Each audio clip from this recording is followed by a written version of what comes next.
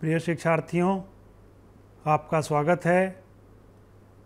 आप जैसा कि जानते हैं कि हमारे जीवन में संवाद का बहुत महत्व है और एक व्यक्ति जब दूसरे से संवाद करना चाहता है उसके लिए अनेक साधनों की व्यवस्था की गई है, जैसे पत्र लेखन, मोबाइल, इंटरनेट। इस तरह से न जाने कितने साधन हैं जिसके माध्यम से हम एक दूसरे के बीच संवाद करते हैं। इन सभी साधनों में जो पत्र लेखन है वह बहुत ही चिरपरिचित और आज के समय के लिए बहुत ही उपयोगी है।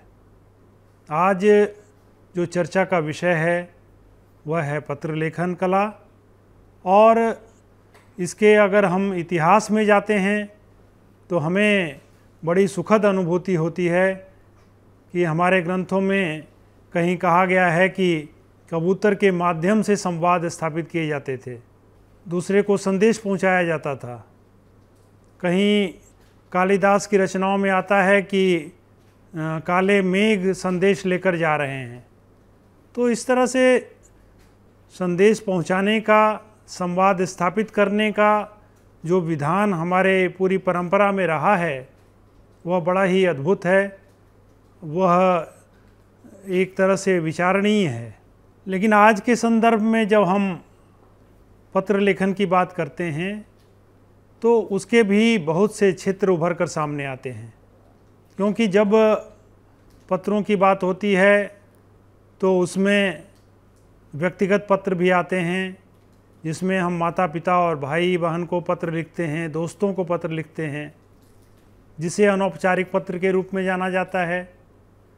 तो दूसरी ओर औपचारिक पत्र होते हैं, जिसमें व्यवसायिक पत्र भी होते हैं, आवेदन पत्र भी होते हैं। उसके अलावा जो कार्यालय में दिन प्रतिदिन के काम हैं उसके लिए जो पत्र व्यवहार होता है उसका एक अलग स्वरूप होता है। तो आज हम विस्तार से इसके बारे में पढ़ेंगे। शुरू में हम एक वीडियो देखते हैं जिसमें पत्र लेखन का जो पूरा स्वरूप है उसकी एक तस्वीर आपके सामने उपस्थित होगी। प्रिय शिक्षार्थियों, आपने लेखन कौशल से संबंधित पाठों में से पत्र कैसे लिखें पाठ पढ़ा होगा। आइए इस पाठ के सार को समझने का प्रयास करते हैं। जीवन के विभिन्न अवसरों पर हमें पत्र लेखन की आवश्यकता होती है। कुछ पत्र हम व्यक्तिगत संबंधों में लिखते हैं तो कुछ व्यावसायिक तथा अन्य आवश्यकताओं के संबंध में। इन्हें क्रमशः अनौपचारिक और औपचारिक पत्र कहते हैं। इन पत्रों में कथ्य की विविधता होती है, लेकिन कुछ ढांचागत आवश्यकताएं भी होती हैं, जैसे प्रेषक के विषय में जानकारी, पत्र लिखने की तिथि, पत्र का संदर्भ आदि। औपचारिक पत्रों में व्यक्तिगत भावनाओं को व्यक्त करने की गुंजाइश नहीं होती। व्यावसायिक पत्रों में सूचनाओं का अत्यधिक महत्व होता है। समय के साथ साथ हो रहे प्रौद्योगिक विकास ने भी पत्रों के प्रारूप में परिवर्तन किया है। इंटरनेट पर ईमेल तथा मोबाइल पर SMS पत्रों के ही नए रूप हैं। इनकी लेखन कला भी भिन्न है। शिक्षार्थियों, जैसा कि अभी आपने वीडियो देखा उससे स्पष्ट होता है कि पत्रों के मुख्य दो प्रकार हैं, अनौपचारिक और औपचारिक। अनौपचारिक पत्रों का आज के समय में प्रयोग बहुत कम हो गया है, ये तो सही है, लेकिन फिर भी बहुत से ऐसे शौकीन लोग हैं जो पत्र के बिना, जिसे कह सकते हैं, अस्तित्व नहीं मानते हैं। जैसे बहुत से साहित्यकार हैं, बहुत से ऐसे विद्वान हैं जो आज भी पत्र व्यवहार करते हैं, और जो पहले हम भी पत्र लिखते थे उसके एक एक शब्द में उसका जो प्रभाव होता था वो बड़ा ही मार्मिक होता था, और हम एक पत्र को कई बार पढ़ते थे क्योंकि वह हमारी संवेदना को छूता था और हमारे मन मस्तिष्क में आनंद की सृष्टि करता था। अनौपचारिक पत्रों का जो एक व्यापक संसार रहा है उससे हम नकार नहीं सकते। साहित्यिक विधा में पत्र का एक विशेष योगदान रहा है, उसकी एक अलग विधा, पत्र विधा चलती रही है। जब हम औपचारिक पत्रों की बात करते हैं तो उसका सबसे ज़्यादा प्रयोग कार्यालयों में होता है, क्योंकि दैनिक कामकाज में एक कार्यालय से दूसरे कार्यालय के बीच जो संवाद स्थापित किया जाता है उसका सबसे सशक्त माध्यम कार्यालयी पत्र ही होते हैं। उसके भी अनेक प्रकार हैं। उसमें कार्यालयी पत्र होते हैं जिसमें आदेश होता है, अधिसूचनाएं होती हैं और न जाने इस तरह से कितने परिपत्र आदि भेद उसके किए जाते हैं। तो पत्र लिखने की जो कला है उसको जानने के लिए पत्र के जो अंग हैं उनको जानना बहुत ज़रूरी है, क्योंकि उसका एक प्रारूप होता है। उस निश्चित प्रारूप में अगर आप पत्र नहीं लिखेंगे तो उसे गलत माना जाता है।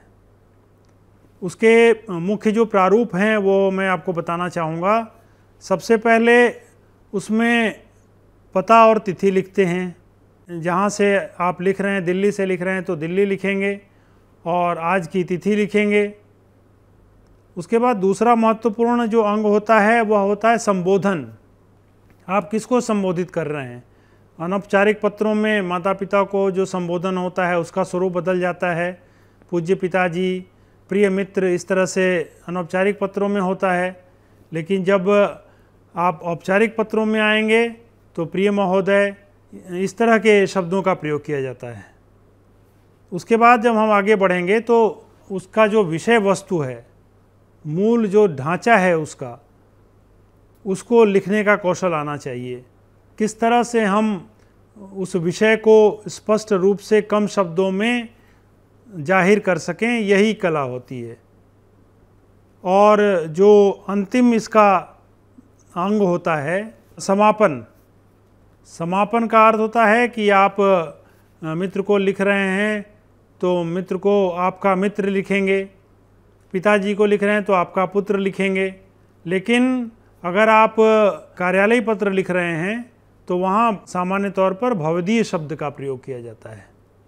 तो इन चार अगर अंगों का आपने ठीक से पत्रों में उपयोग किया तो निश्चित रूप से आपका पत्र प्रारूप के ढंग से बहुत ही उचित होगा। अभी स्क्रीन पे आपको कुछ पत्रों के नमूने दिखाए जाएंगे जो कि अनौपचारिक पत्र के भी हैं, औपचारिक पत्र के हैं, व्यावसायिक पत्र के हैं और कार्यालयी पत्र के हैं।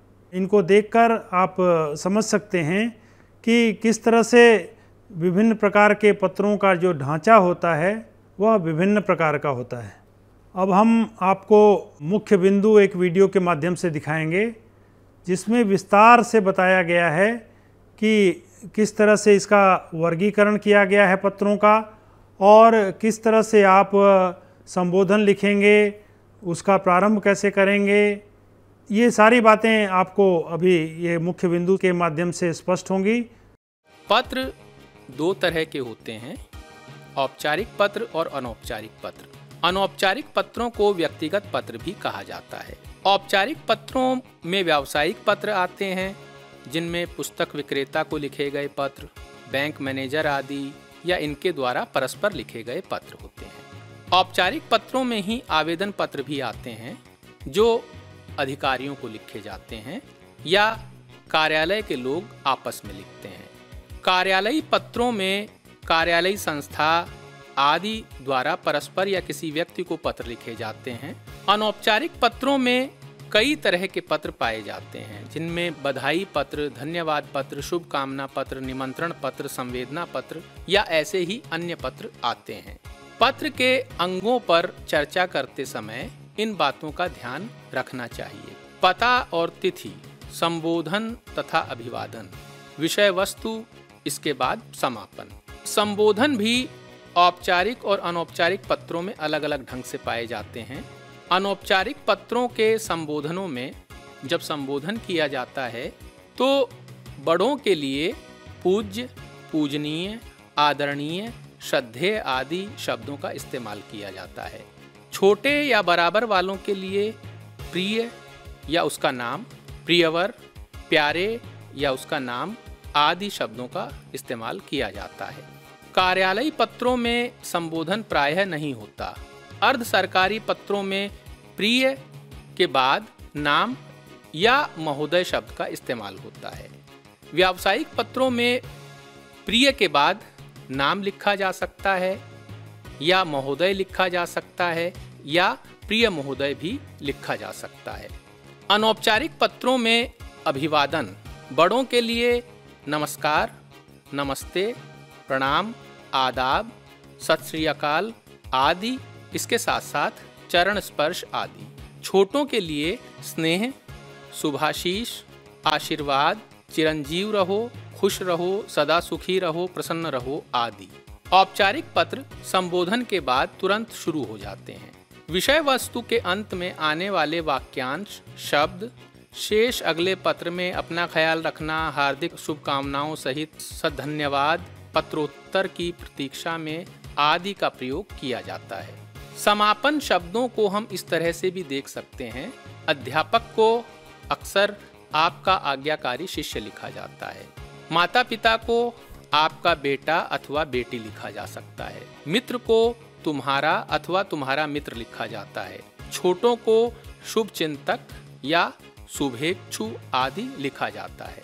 निमंत्रण पत्रों में समापन शब्द अलग ढंग से होता है, जैसे दर्शनाभिलाषी, और औपचारिक पत्रों में समापन भवदीय या आपका होता है। आवेदन पत्र में समापन शब्द होते हैं भवदीय, प्रार्थी, विनीत। प्रिय शिक्षार्थियों, पत्र लेखन के संदर्भ में कुछ बातें जानना अनिवार्य है। व्यक्तिगत भावनाओं की अभिव्यक्ति तथा परिवार की बातें अनौपचारिक पत्रों में होती हैं। औपचारिक पत्र या तो कार्यालय से संबंधित होते हैं या व्यावसायिक। पत्र में पता जरूरी है। पहले पता व दिनांक दाईं ओर ऊपर लिखे जाते थे, पर अब इन्हें बाईं ओर भी लिख दिया जाता है।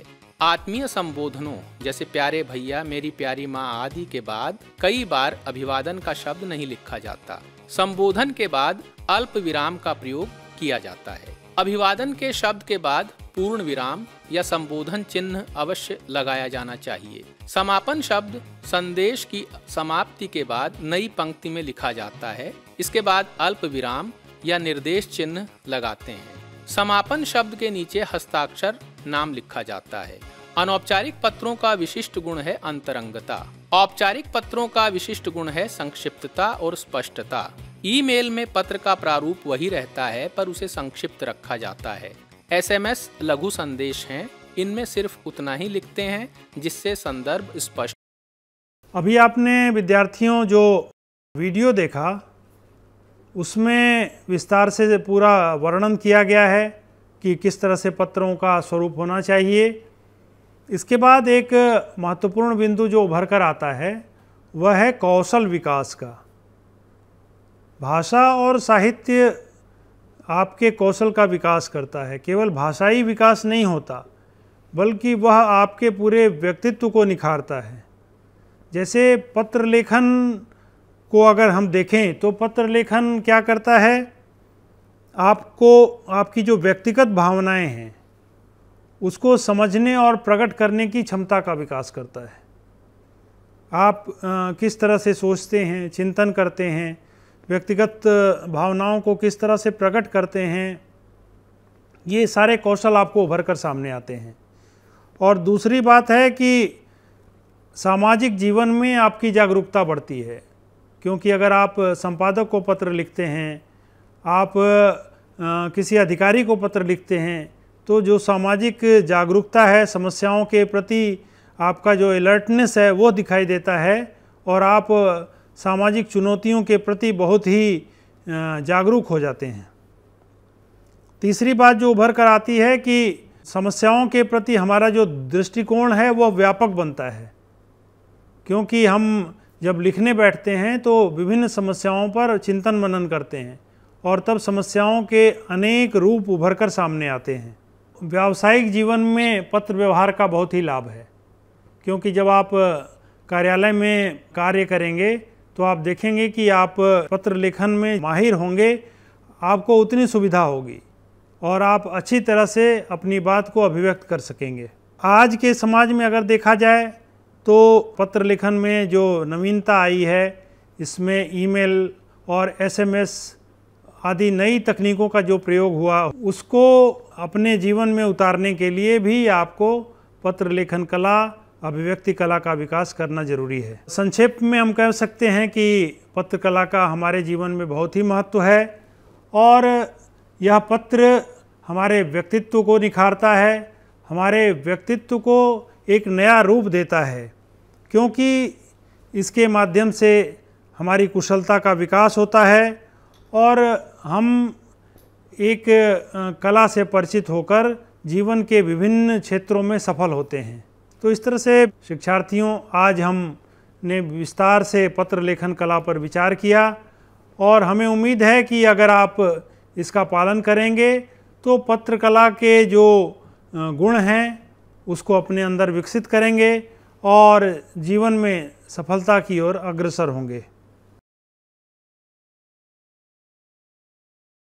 हिंदुस्तान के हर कोने में नौजवानों के पास प्रतिभा है, उन्हें अवसर चाहिए। NIOS देता रहा है युवाओं को अवसर आगे बढ़ने का। NIOS से पढ़ने वाले इन युवाओं ने किया है संस्थान को गौरवान्वित। दिव्यांगों ने बन के दिखाया है सबल और आत्मनिर्भर। NIOS के साथ आप भी जुड़िए NIOS के संग।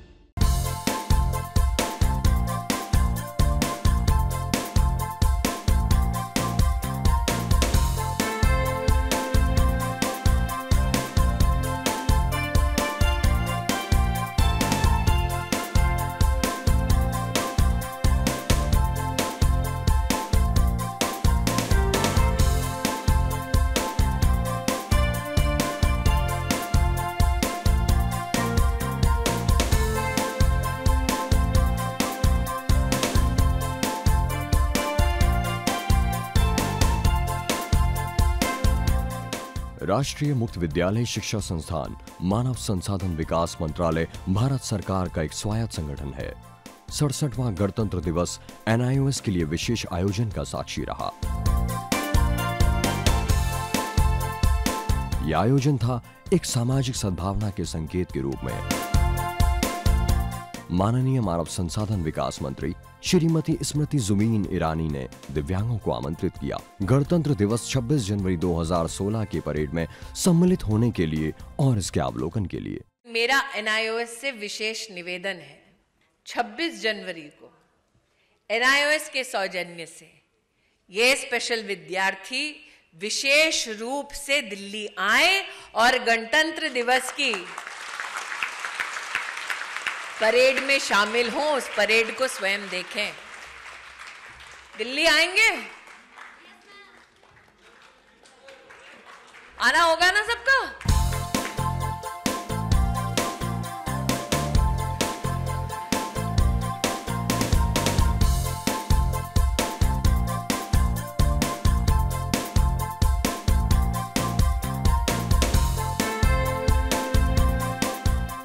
इन दिव्यांग शिक्षार्थियों के लिए दिल्ली में अशोक रोड स्थित YWCA में ठहरने का विशेष प्रबंध किया गया।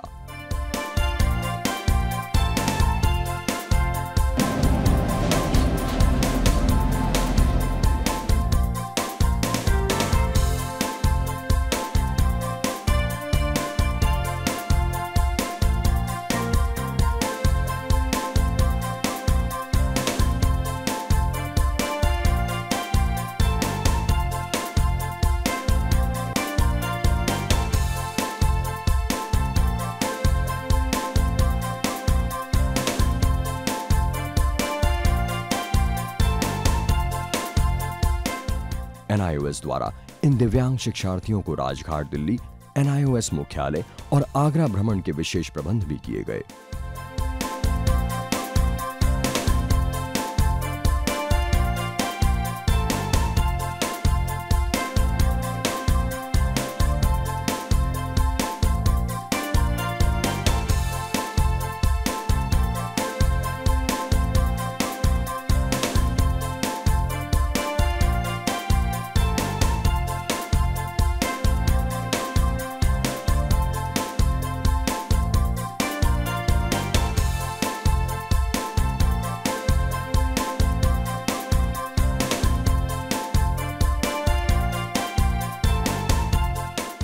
NIOS द्वारा इन दिव्यांगों के लिए राजपथ के 20 नंबर अहाते में परेड देखने के विशेष प्रबंध भी किए गए।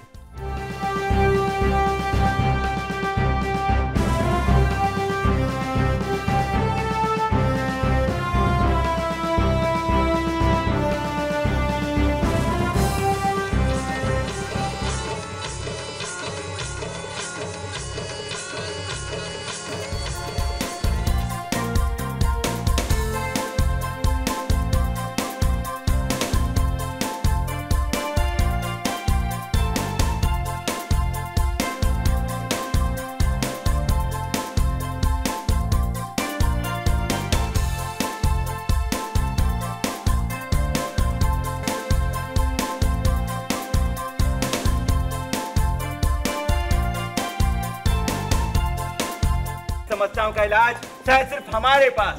NIOS NIOS। पढ़ना लिखना सीखो वो मेहनत करने वालों, पढ़ना लिखना सीखो वो भूख से मरने वालों। दूर दराज क्षेत्रों से आए इन दिव्यांग शिक्षार्थियों के चेहरों की रौनक और आंखों की चमक से खुशी और सौहार्द साफ सी झलकती दिख रही है। NIOS के थ्रू हम लोगों को ये मौका मिला है कि हम लोग आगरा और दिल्ली की सैर कर सके। इस एक्सपीरियंस से हमारे बच्चे बहुत ही एक्साइटेड और खुश हैं और हमारी पूरी टीम मेंबर, हमारे प्रिंसिपल सर, सभी को ये मौका बहुत अच्छा लगा है और वो लोग सब खुश हैं। अच्छा, एक बात बताइए, हमने किसी ने सुना कि आप मोदी जी से बहुत पास से मिले क्या? पहली बार मोदी ऐसे कर रहे थे? कितने पास थे? दूर थे, पास थे? ये ऐसे हैं? आपको बोला आंखों में देखा क्या? आंखों में देखा क्या? आंखों में देखा। ये इंटरनेशनल टेबल टेनिस खिलाड़ी है। इन्होंने जहाँ गई है वो इंडोनेशिया गई है, जापान से खेल के आई है और इंडिया में कई एक जगह पे खेली है। तो वो अपना सारा एक्सपीरियंस ये साइन लैंग्वेज के द्वारा बताई है कि हम हर जगह पे जा रहे हैं और खेल रहे हैं। मैं बहुत खुश हूँ। तो यहाँ आने के बाद लगता है कुछ और अलग ज़िंदगी मिल गया। हमारे पेरेंट्स भी नहीं सोच सकते थे कि हमको ऐसा कुछ मिलने वाला है यहाँ, इसलिए मैं NIOS की बहुत ज़्यादा शुक्रगुजार हूँ और मैं इनसे, हमारी एक रिक्वेस्ट है कि वो हमें और ऊंचा तक ले जाएं और जहाँ तक हमसे होगा मेहनत करना, हम मेहनत करने में से पीछे नहीं हटेंगे। हमें दिल्ली आने में बहुत अच्छा लगा। बाहो लालात ठठुल मोहला चेना निकनो अलग है टुक टुक चे। We saw the Republic Day parade and the fighter planes and Assam and all the jhakias, and it was superb, it was brilliant. Yeah, even, yeah, Prime Minister, we met, we saw him, we shook hands with him. Now the third day, NIOS chairman office we have visited and we've met the chairman. And how do you feel? It was all good, right? Yeah, all of them are very thankful to NIOS for all the support that they do. Thank you. NIOS के लिए ये सौभाग्य की बात है कि इतने सारे बच्चे जो दिव्यांग हैं वो यहाँ आए और इसकी शोभा बढ़ाए। कई बच्चों ने ये कहा कि उनके लिए ये सौभाग्य का अवसर था, लेकिन मेरा ऐसा मानना है कि NIOS के लिए ये सौभाग्य का अवसर था कि ये बच्चे समय निकाल पाए, इतनी कठिनाइयों के बावजूद यहाँ आए और इतने प्रसन्न हैं कि अपनी संस्था में वो आए हैं। NIOS प्रतिबद्ध है समाज के दिव्यांगों के प्रति गुणवत्ता परक शिक्षा प्रदान करने की दिशा में।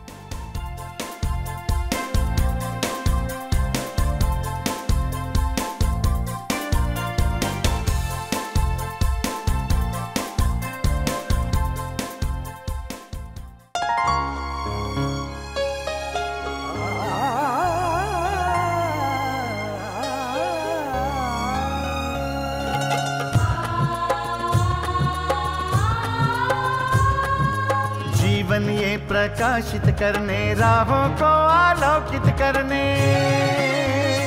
हम अपना दीपक स्वयं बने, हम अपना रास्ता स्वयं चुने।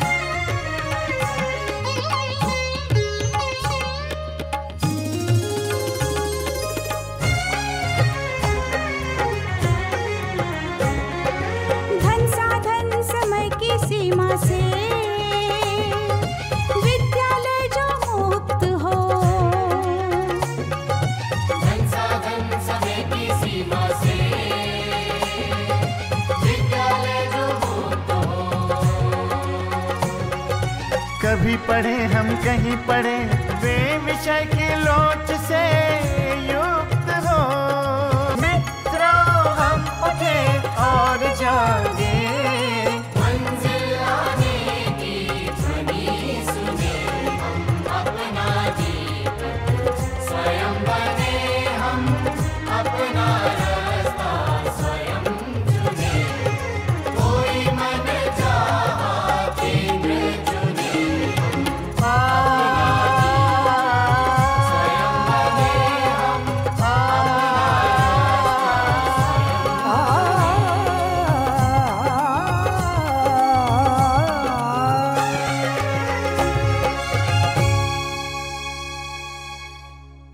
हिंदुस्तान के हर कोने में नौजवानों के पास प्रतिभा है, उन्हें अवसर चाहिए। NIOS देता रहा है युवाओं को अवसर आगे बढ़ने का। NIOS से पढ़ने वाले इन युवाओं ने किया है संस्थान को गौरवान्वित। दिव्यांगों ने बन के दिखाया है सबल और आत्मनिर्भर। NIOS के साथ आप भी जुड़िए NIOS के संग।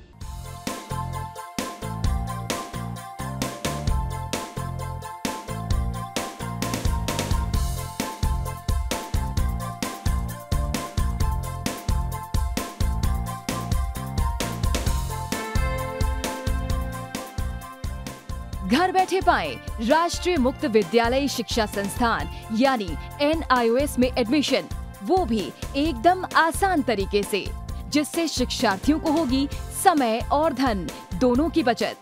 NIOS से शिक्षा कभी भी कहीं भी। शिक्षार्थियों, क्या आप जानते हैं NIOS में एडमिशन लेने का सरल और सुगम तरीका, जिससे शिक्षार्थियों को ऑनलाइन प्रवेश लेने में सहूलियत मिलती है। NIOS में प्रवेश की प्रक्रिया पूर्णतया ऑनलाइन है। शिक्षार्थी घर बैठे इंटरनेट द्वारा प्रवेश के लिए सबसे पहले NIOS की वेबसाइट www.nios.ac.in पर लॉगिन करें। अपना ईमेल आईडी और पासवर्ड डालकर अपना पंजीकरण करें। पंजीकरण के बाद लॉगिन करने पर ऑनलाइन प्रवेश हेतु आवेदन पत्र खुलेगा। आवेदन पत्र को निर्देशानुसार भरें और प्रिंट आउट लें। इस प्रिंट आउट पर अपनी फोटो संलग्न करें। ऑनलाइन प्रवेश के लिए शुल्क हेतु भुगतान के तरीके हैं: क्रेडिट कार्ड के द्वारा, डेबिट कार्ड के द्वारा, राष्ट्रीयकृत बैंक के ड्राफ्ट के माध्यम से, जो कि सचिव NIOS नई दिल्ली या नोएडा के पक्ष में देय हो।